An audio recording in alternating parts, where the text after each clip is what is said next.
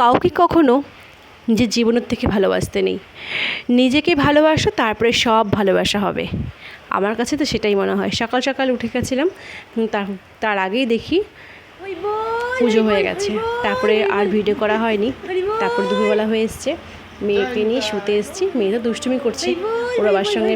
ওর বাবাকে পেলে সবচেয়ে দুষ্টুমি ভালো লাগে করতে, তার জন্য ওর বাবার সঙ্গে দুষ্টুমি করছে।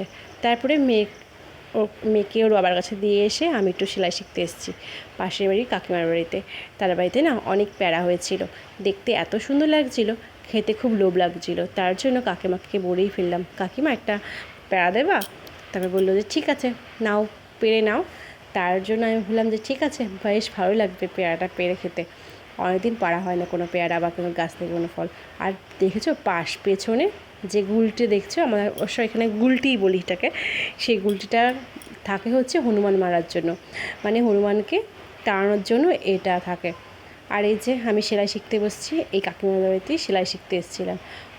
আমি অবশ্য সেলাইয়ের দোষটাও জানি না কীভাবে সেলাইটা করে, তাই জন্য কাকিমার কাছে এসে বসে বসে সেলাইটা শিখছিলাম। এখন অবশ্য অনেকটাই শিখে গেছি।